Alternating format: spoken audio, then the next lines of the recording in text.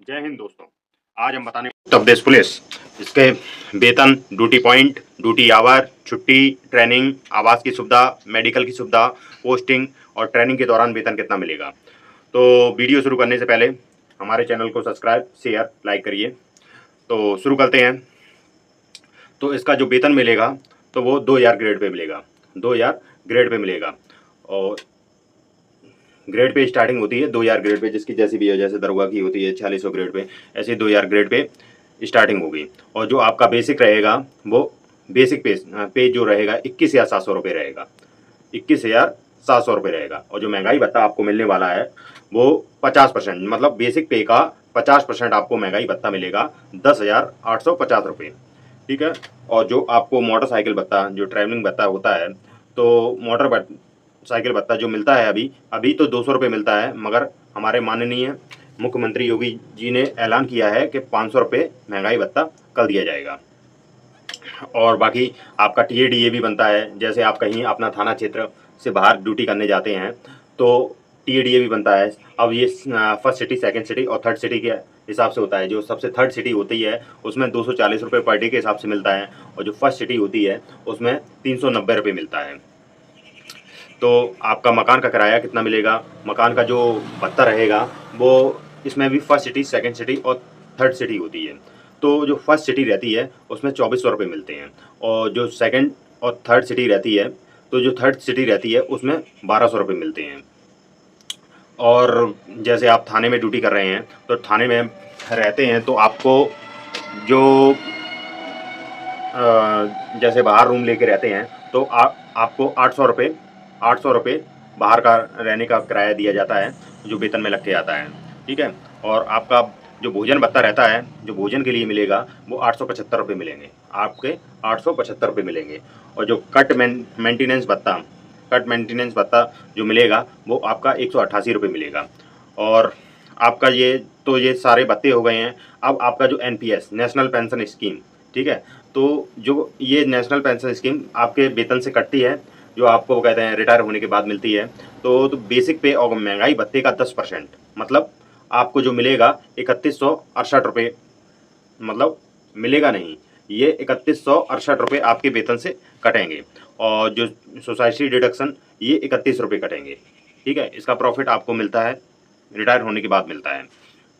तो टोटल आपका जो हो जाएगा 21,700 रुपये बेसिक पे हो गया, महंगाई भत्ता हो गया 10,850 रुपये, और बाइक अलाउंस हो गया 200 रुपये, और 1200 रुपये आपका हो गया एचआरए, और आपका 1875 रुपये हो गया फूड अलाउंस, और 188 रुपये हो गया किट अलाउंस। और इसमें से आपका कटू के 3299 कट जाता है, तो आपके हाथ में टोटल सैलरी आएगी 32,714 रुपये। ठीक है। तो अब एक साल में कितना महंगाई भत्ता बढ़ता है, कितना नहीं बढ़ता है, तो एक साल में 3 से 4%, 2 बार महंगाई भत्ता बढ़ता है। 3 से 4%, 2 बार महंगाई भत्ता बढ़ता है, और एक बार वेतन वृद्धि बढ़ती है 3%। ठीक है। और जो आपको एक चीज़ बहुत ही मोस्ट इम्पोर्टेंट, के साल में 12 महीने होते हैं, मगर जो पुलिस के कर्मचारियों को जो वेतन दिया जाता है वो 13 महीने का वेतन दिया जाता है। जो 1 महीने का एक्स्ट्रा पे आता है, जो एक्स्ट्रा पे आता है वो आता है आपका मार्च के महीने में। मार्च के महीने में आपका एक्स्ट्रा पे आता है, मार्च के महीने में आपका एक्स्ट्रा पे आ गया। अब देख लेते हैं आपका ड्यूटी पॉइंट, कि ड्यूटी कहाँ कैसे लगेगी, किस तरह की ड्यूटी होगी, किस तरह की हमें ड्यूटी करनी पड़ेगी, इसके बारे में हम लोग जान लेते हैं। तो आपका पैरा होता है, तो जैसे क्वार्टर गार्ड पे पैरा लगता है, या थाने पे पैरा लगता है। ठीक है। तो आपको या कहीं डीएम आवास के यहाँ पे पैरा लगता है, या कप्तान साहब के आवास पे पैरा लगता है, या हाँ आपका किसी वीआईपी के यहाँ पैरा लगता है। तो जो क्वार्टर गार्ड और कमांड हाउस पे जो पैरा लगता है वो 2 घंटे का पैरा होता है, और जो थाने पे पैरा लगता है और अन्य ड्यूटियों में जो पैरा लगता है वो 3 घंटे का पैरा लगता है। और नेक्स्ट उसका देख लेते हैं हमरा। तो इसमें आप हमराई में जैसे पुलिस के जो अधिकारी होते हैं उनके साथ हमराई में लगना पड़ता है, तो उनके साथ चलना पड़ता है विद शस्त्र के साथ। ठीक है। और जैसे कोई वीआईपी होते हैं, जैसे सांसद हुए, विधायक हुए, इनके साथ ड्यूटी में जाना पड़ता है, तो हमराई बन के जाना पड़ता है। गनर में ड्यूटी, हालांकि इनको हम गनर भी बोल सकते हैं। और स्क्वाड में ड्यूटी लगती है, जैसे एडिशनल हमराई में लगती है, सीओ हमराई में लगती है, और आपके कप्तान साहब के हमराई में लगती है। तो कप्तान मतलब सुप्रिटेंडेंट ऑफ पुलिस, ठीक है, इनके हमराई में जो ड्यूटी लगती है तो वही ड्यूटी करनी पड़ती हैं। बाकी बैंक की ड्यूटी होती है, बैंक की ड्यूटी होगी टोटल 9 घंटे की, 5 बजे से 9 बजे तक, ठीक है। और जो पिकेट की जो ड्यूटी रहती है वो 12 घंटे की ड्यूटी रहती है। 12 घंटे की ड्यूटी रहती है। जैसे पिकेट पे हो जाता है, जैसे आप चौराहे पे ड्यूटी लगे हैं, या कहीं किसी पुल पे ड्यूटी लगी है, या किसी जैसे चेकिंग के दौरान ड्यूटी लगती है, तो ये 12 घंटे की ड्यूटी करनी पड़ती है। और एक कार्यालय ड्यूटी होती है। कार्यालय में अपना सारा लेखा जोखी का काम होता है, किसकी आमद करानी है, कौन आया कौन नहीं आया, और किसका प्रार्थना पत्र डला है, किसका प्रार्थना पत्र नहीं डला है, वो कार्यालय का काम होता है। आपको सिपाही भेजने पड़ेंगे। भाई कोई प्रार्थना पत्र आता है तो आपको सिपाही भेज के उसका निस्तारण कराना पड़ेगा, ठीक है। और एक सीसीटीवी रूम में ड्यूटी लगती है। सीसीटीवी रूम में अपना जांच करने के लिए कौन आ रहा है, कौन जा रहा है, किस तरह का कोई हरकत तो नहीं होने वाली है। इस तरह से सीसीटीवी कैमरे के सीसीटीवी फुटेज हैं, आपको देखना पड़ता है, ठीक है। और एक होती है थाना परिसर की ड्यूटी। थाना परिसर की ड्यूटी में निगरानी ड्यूटी होती है, और ड्यूटियाँ लगती हैं तिराहे पे, चौराहे पे, मंदिर ड्यूटी, मेला ड्यूटी। ये अपना तिराहे चौराहे पे जो ड्यूटी लगती है, मंदिर और मेला जो ड्यूटी लगती है वो कभी कभी लगती है। मंदिर जैसे मेले होते हैं तो मेले में ड्यूटी लगती है, और जो मंदिर होते हैं तो मंदिर में जो कोई त्यौहार आ गए हैं तो उस दौरान ड्यूटी लगती है। और सेकंड मोबाइल वाहन चेकिंग एंटी रोमियो, तो इसमें सेकंड मोबाइल में जो ड्यूटी लगती है, जैसे स्कॉट किसी का करने हो, कोई वीआईपी आ रहा है, जैसे मुख्यमंत्री जी आ रहे हैं, या कोई भी मंत्री आ रहा है, राज्य मंत्री, उनके स्कॉट में ड्यूटी लगती है। वाहन चेकिंग में ड्यूटी लगती है, जैसे 2 पहिया वाहन और 4 पहिया वाहन, इनकी जब चेकिंग करते हैं तो इनकी इसमें ड्यूटी लगती है। और एंटी रोमियो में ड्यूटी लगती है, जैसे महिलाओं से संबंधित क्या अपराध हो रहे हैं, महिलाओं को सतर्क करना, महिलाओं को समझाना। इसमें जो भी महिलाएं समझाएंगी वो, ये महिला पुलिस का काम होता है। जो एंटी रोमियो में महिलाओं को कहते हैं क्या, किस चीज़ से अवगत कराना है, हर चीज़ महिलाओं को बताई जाती है। एक ड्यूटी लगती है डाक ड्यूटी में, डाक ड्यूटी को पिकेट ड्यूटी कहते हैं, या डाक ड्यूटी ऐसे जैसे किसी अपने थाना क्षेत्र से कोई भी डाक न्यायालय लेके जाना, कप्तान साहब के ऑफिस लेके जाना, सीओ साहब के ऑफिस लेके जाना, एडिशनल साहब के ऑफिस लेके जाना, या कप्तान साहब के जो डाक होते हैं वो कार्यालय में लेके आना, और जो कोर्ट से जो डाक होते हैं वो वहाँ से लेके आना, इसको डाक ड्यूटी बोलते हैं। बाकी महिला हेल्प डेस्क की ड्यूटी, 2 महिलाओं की ड्यूटी लगाई जाती है, अपना 12-12 घंटे की ड्यूटी करती हैं। तो महिला हेल्प डेस्क में जो पीड़ित महिलाएं आती हैं तो उनका प्रार्थना पत्र लिया जाता है। जो पीड़ित महिलाएं जो आती हैं उनका प्रार्थना पत्र लिया जाता है, ठीक है।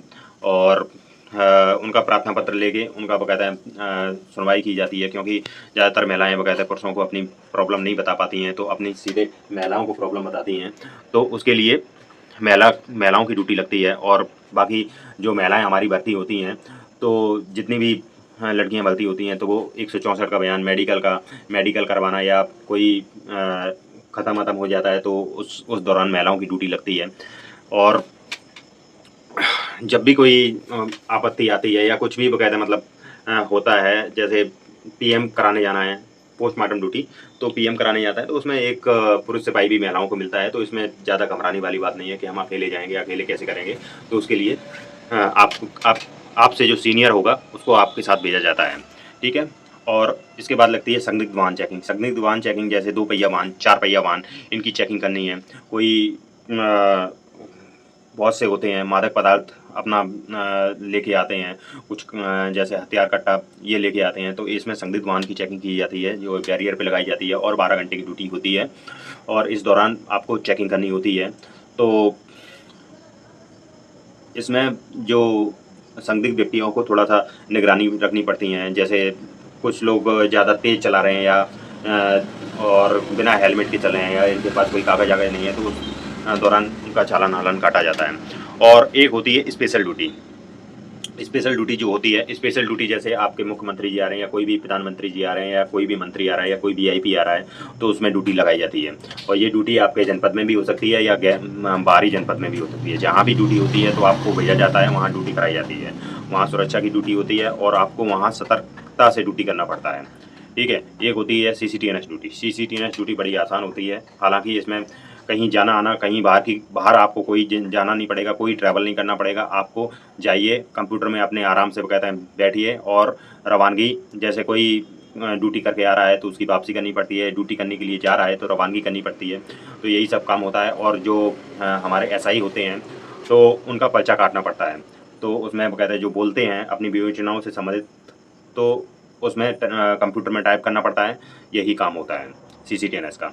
और बाकी 112 नंबर ड्यूटी, 112 नंबर ड्यूटी तो आप देखे ही होंगे कि बकायदा PRB जो अपने चौराहे पे कहीं खड़ी रहती है या कहीं इवेंट आ जाता है तो सबसे पहले 112 नंबर जाती है। तो इसका मुख्य कार्य होता है, सबसे पहले अगर प्राथमिकता सबसे पहले किसी को दी जाएगी तो 112 को दी जाएगी। 112 सबसे पहले इवेंट को पे जाती है, वहाँ उससे निस्तारण होता है तो वो निस्तारण कराती है और उसकी रिपोर्ट लखनऊ को भेजती है और विद नाम सहित, ठीक है। वही रिपोर्ट थाने पे पहुंचती है, वही रिपोर्ट हर जगह हर कार्यालय में जाती है। तो 112 नंबर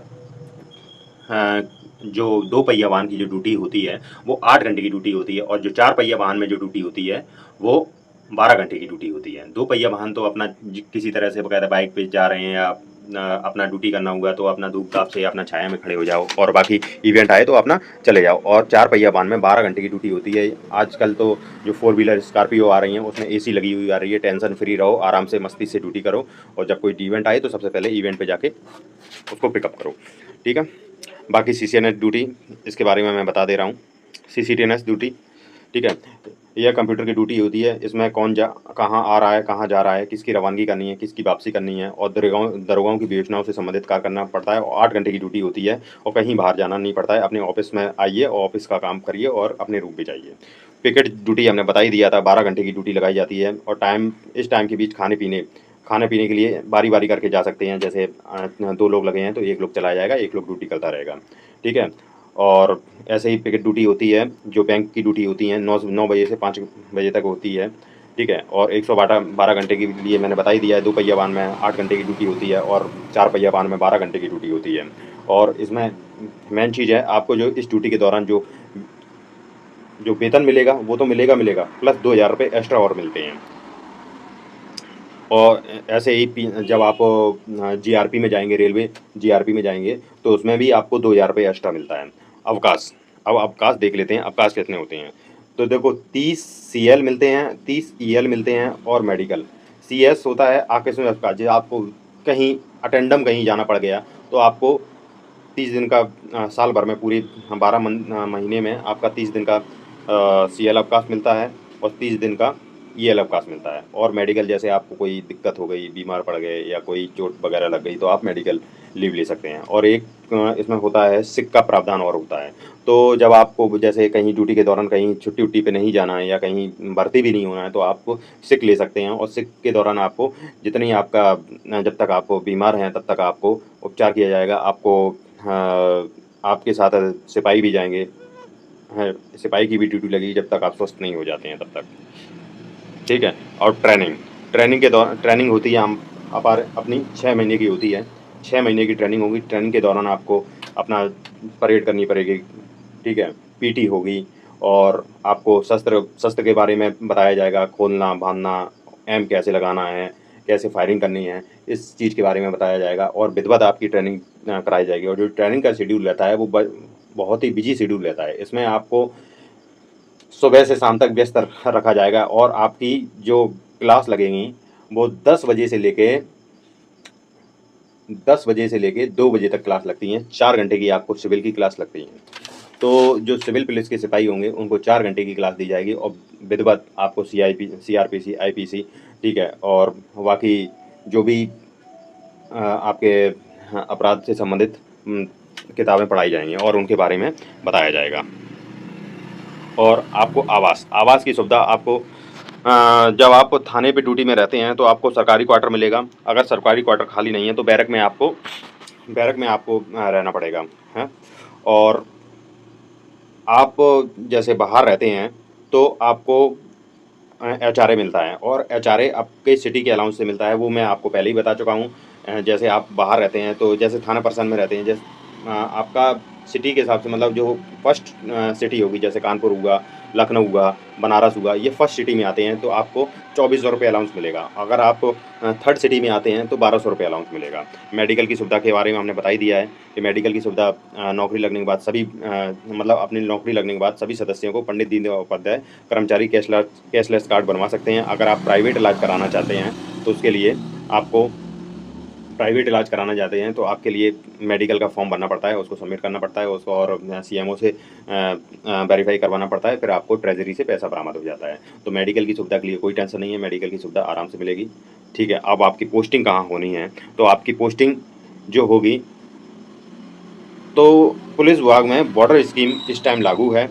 तो आपकी जो पोस्टिंग जो आपका ज़िला है, तो ज़िला जिन जिन ज़िलों से लगता है, जिन जिन जनपदों से लगता है, आपका ज़िला जिन जनपदों से लगता है उन जनपदों में आपकी पोस्टिंग नहीं हो सकती है।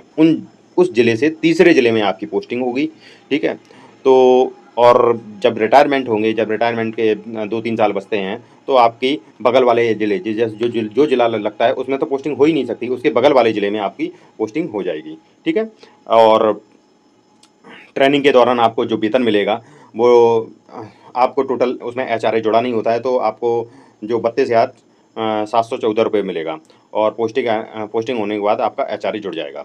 ठीक है, ठीक है। तो दोस्तों, वीडियो अच्छी लगी हो तो हमारे चैनल को सब्सक्राइब, शेयर, लाइक करिए और ऐसे ही आपको पुलिस से रिलेटेड अच्छी वीडियो लेके आएंगे। और जो आप कमेंट करिए, कमेंट में क्या चाहते हैं, क्या आपको पूछना है, तो उस विषय में हम जानकारी देंगे। बाकी हम जीएस की क्लास लेते हैं तो जीएस की क्लास देखिए और सब्सक्राइबर